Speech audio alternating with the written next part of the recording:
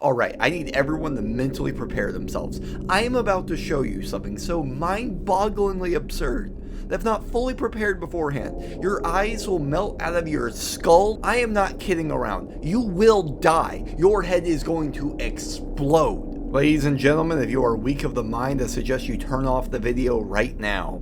This is your final warning. Only the brave will survive. Get ready for your mind to be blown. In 3, 2, 1. That's right, folks. Pickles on a damn pizza. And they're charging money for this. I don't even want to know how many people have been driven to the brink of insanity at this revelation. Alright, now for those of you who survived, Yellow Taxi Goes Vroom will seem normal in comparison. Yellow Taxi Goes Vroom is a surreal and absurd collectathon platformer where you play as, well, a taxi that goes vroom. And since taxi cabs lack legs and are thus anatomically incapable of jumping, there's no jump button in this game. Which begs the question, if an A press is an A press and you can't call it a half, how do you jump with no press? Turns out all you need is a different button. Yellow Taxi Goes Vroom was developed by Panic Arcade and released earlier this year. At first the game completely flew under my radar, but eventually it drew me in with its bizarre visuals and its early 3D gaming aesthetic. We play as a little yellow taxi that wakes up outside the garage, where we're greeted by our creator, Mario, our totally legally distinct Italian creator. Mario informs us that the world is amidst an oil crisis. Mysterious green gears created by the company Tesla have corrupted all the oil, and only we can stop them. Worse yet, Mario informs us that the whole thing is likely a cover-up for an alien invasion led by Alien Musk. I mean, he didn't exactly deny it. Progression in Yellow Taxi is fairly linear. We have to collect a set number of gears to unlock each level. Some levels are small and linear, while others are more open sandboxes. Yellow Taxi takes the Mario Odyssey approach to collectathons, in that the gears are kind of just spread out across the level. Sometimes you'll be given a mission to earn them, but for the most part, they're just scattered around, occasionally hidden or at the end of a platforming section. That might sound bad compared to something like Banjo or Mario 64, but like Mario Odyssey, it works really well here. This game is all about speed, blazing through the levels to collect as many gears in as little time as possible. Each individual gear might not be super memorable, but it's all about the overall wider level and keeping a satisfying moment-to-moment gameplay loop. It's fun to spot a gear off in the distance and just wonder, how the heck am I supposed to reach that? According to all known laws of aviation, there is no way that a bee should be able to fly. Its wings are too small to get its fat little body off the ground. The bee, of course, flies anyway, because bees don't care what humans think is impossible. Pressing the X button will perform a boost move called a flip-o-will, and this is where the game gets really interesting. Boosting off any slope or slanted surface launches you into the air, and you have full control over your movement while midair, stopping and going through pure willpower.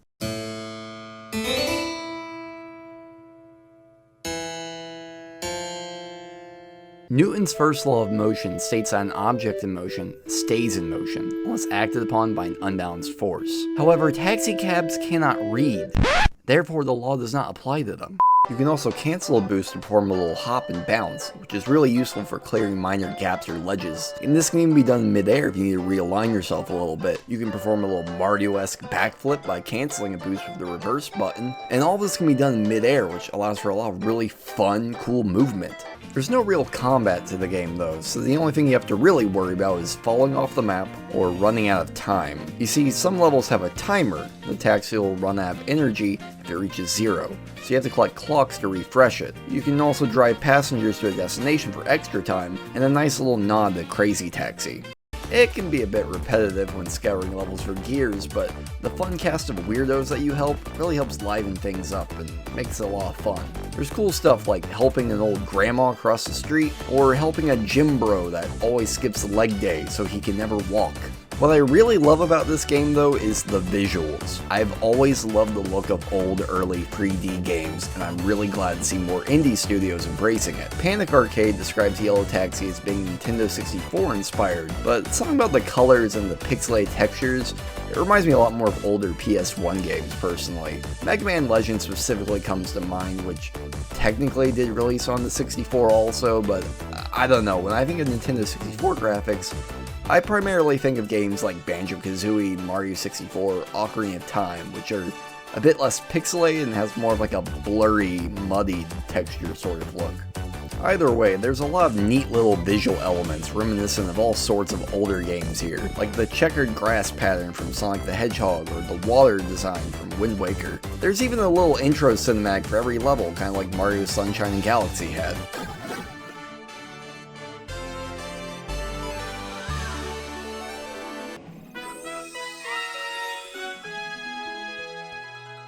The levels themselves are as equally bizarre and unique as the story, though. From Morio's house, which seems like a pretty obvious reference to Dragon Ball, to a level that looks like the Tobey Maguire Spider-Man's fever dream.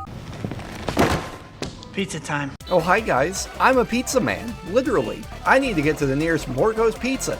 They called me, saying they want to hire me. I wonder what my role is going to be. What do you mean by be careful? Don't worry, it's not like they're gonna eat me alive in there.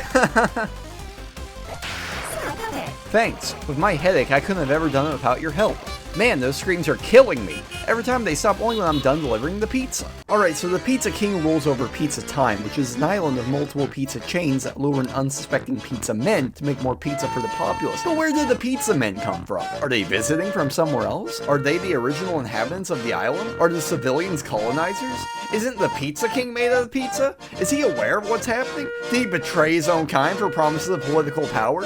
If he has to promise more pizza, was he elected? Or is this a monarchy? Why not just eat the giant dancing pizzas in the ocean instead of slaughtering thousands? But more importantly, why the hell did I buy this? There's also a few bonus levels you can access from the larger hub area of Granny's Island. Morio's grandmother founded the island before mysteriously vanishing. Apparently her lasagna was out of this world, despite what some people might tell you. Some of the later levels even unlock power-ups in these orange blocks that help you access hidden areas. If you look hard enough, you might even find the secret dog world. A world inhabited and ruled entirely by dogs, where everyone is a good boy and cats have been made illegal by the state.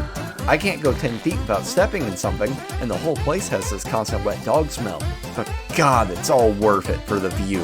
At the end of the day, Yellow Taxi Goes Vroom really surprised me.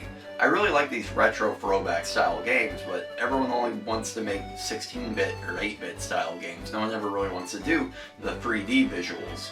And usually whenever someone does, it's a really short game that's kind of just a passion project by like one guy. Yellow Taxi, on the other hand, although it was still made by a small team, ended up feeling like a much more bigger, substantial game by comparison.